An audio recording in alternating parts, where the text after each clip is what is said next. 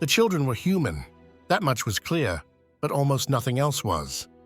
Their skin carried a greenish hue, faint but unmistakable. Their clothes were unfamiliar, cut in a style no one recognized, from fabric no one could name. And when the villagers spoke, the children answered only in a language that no ear in Woolpit had ever heard before. The year was somewhere in the mid-12th century. The place, Woolpit, England. And the question, asked then and still echoing now, is deceptively simple. Who were these children? That question has survived nearly 9 centuries. It has outlived kings, plagues, religious reformations, scientific revolutions, and every generation that encounters it finds itself unsettled, not because the story is loud or monstrous, but because it is quiet, specific, and frustratingly incomplete. 2 children, green skin, an unknown language, a story recorded not in folklore alone, but in medieval chronicles written by men who insisted they were describing something real. The children of Woolpit enter history through the pens of 2 chroniclers, William of Newburgh and Ralph of Coggeshall. These were not anonymous storytellers spinning myths by candlelight. They were monks, educated, methodical, skeptical by the standards of their time, men who recorded wars, lineages, ecclesiastical disputes. When they included strange events, they often did so reluctantly, with careful wording, aware of the risk of ridicule, which makes their agreement on this story unusual.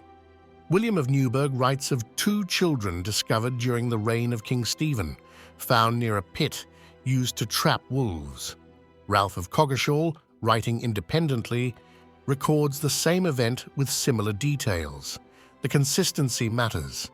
It suggests this wasn't a single rumor inflating over time, but a localized incident that multiple educated observers believed worth preserving. According to both accounts, the children, a boy and a girl, were taken into the care of local villagers. They refused bread, meat, and milk. They cried when offered familiar food, growing weaker by the day. Then, one day, someone brought beans. Raw, green beans. The children fell upon them as if starving. This detail repeats in every telling, and it's easy to gloss over. But pause on it. In a medieval village where hunger was common, food scarcity was not unusual. If these children were simply foreign, displaced, or traumatized, why beans? Why raw? Why reject bread, the staple of medieval life? The villagers, confused but practical, allowed the children to eat beans until they gradually accepted other foods. Over time, the green color of their skin faded. The boy, however, sickened and died not long after.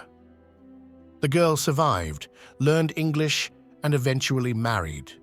When asked where they came from, she gave an answer that only deepened the mystery. She said they were from a place called St. Martin's Land. It was a world without sun, she claimed, a land of perpetual twilight where everything was tinted green. The inhabitants lived beneath an endless dusk.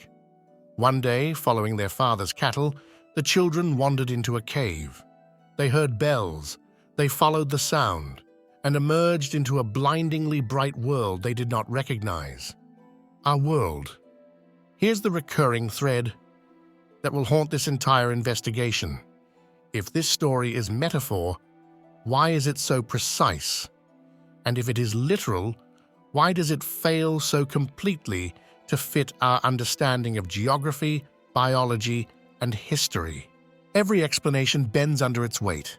The medieval mind was steeped in symbolism.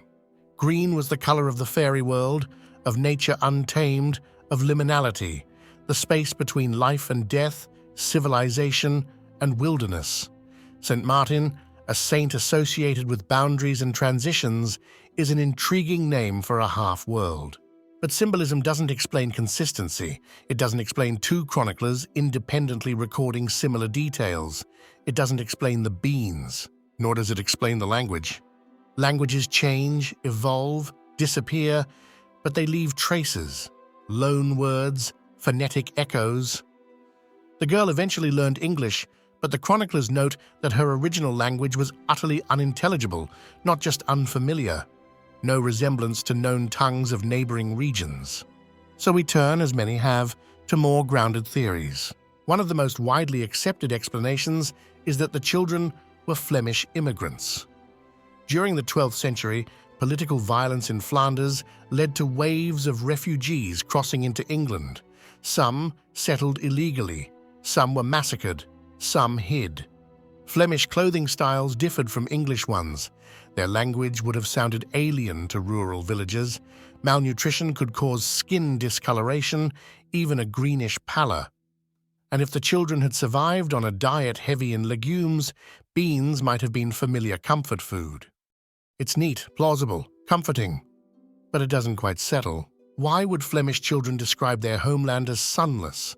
Why would they frame their arrival as passing through a cave, following bells? Why would trained chroniclers record such details without skepticism? And yet, the question returns, why green? There is a medical explanation often cited, chlorosis or green sickness, a form of iron deficiency anemia. It was known in medieval times, particularly among young people suffering from malnutrition. The greenish tint fades with proper diet. That aligns disturbingly well, except chlorosis primarily affects adolescent girls, not young boys, and it doesn't explain why both children were green at discovery, nor why the chroniclers emphasize the color as remarkable, not merely sickly. Another theory suggests the children were victims of arsenic poisoning, which can cause skin discoloration. But there is no evidence of environmental arsenic exposure in the area at that time. Then there are the folklore interpretations. England is thick with stories of fairy folk, beings who live beneath the earth, who steal children, who exist in parallel realms accessible through caves and hills. Green is their color. Twilight is their domain. Bells often break enchantments or mark the boundary between worlds. To a medieval audience, the Children of Woolpit would have slotted neatly into an existing mythic framework. But that cuts both ways. If the chroniclers were simply recording folklore, why anchor it so precisely in time, place, and aftermath? Why follow the girl's later life? Why mention her marriage, her temper, her assimilation? This is not how fairy tales usually behave. Others whisper about subterranean civilizations, hollow earth theories, even extraterrestrial origins. There is, of course, no evidence for any of this, no physical trace, no corroborating records beyond Woolpit. These ideas persist not because they are strong, but because the gaps are so inviting. The story refuses to close. Halfway through this investigation, it's worth pausing, not to solve the mystery, but to sit with it. Stories like this survive because they balance on the edge between explanation and wonder. And if you're enjoying this investigation so far, we'd be grateful if you'd like the video, share it with someone who loves mysteries like this, and subscribe to the channel. It helps keep explorations like this going. Now, let's return to the thread we've been following: the green, the language, the land without sun, and look at the part of the story that is often overlooked. The boy died. His death is mentioned almost in passing, but it matters. If this were a fabricated tale, why include a death that adds no moral lesson, no narrative closure? He doesn't transform. He doesn't reveal secrets. He simply fades. The girl survives, but she's described as loose and wanton later in life, a strangely judgmental aside from a monk. Why include that? It humanizes her. It suggests familiarity, observation over time. She becomes ordinary. Historians have tried to locate St. Martin's Land. Some suggest it refers to St. Martin's Parish near Bury St. Edmunds, an area of low-lying fenland often shrouded in mist. To a child, mist and marsh could feel like twilight. Fenland communities were insular, their dialects thick and hard to understand. But the girl insisted it was always twilight, not foggy, not dim, always. Others point to underground mining communities, perhaps tin miners, living in conditions of low light. Children raised there might conceptualize their world as sunless. Yet again plausible, yet again incomplete. The investigative thread tightens here. Every explanation explains part of the story, but not all of it. And the parts they don't explain are always the same. The language, the green, the cave. In modern psychology, there is a concept called confabulation, the creation of memories to fill gaps in understanding. Children especially are prone to it. If asked to explain something they don't have words for, they will build a narrative from familiar concepts. But no one was asking these children to explain their world in abstract terms.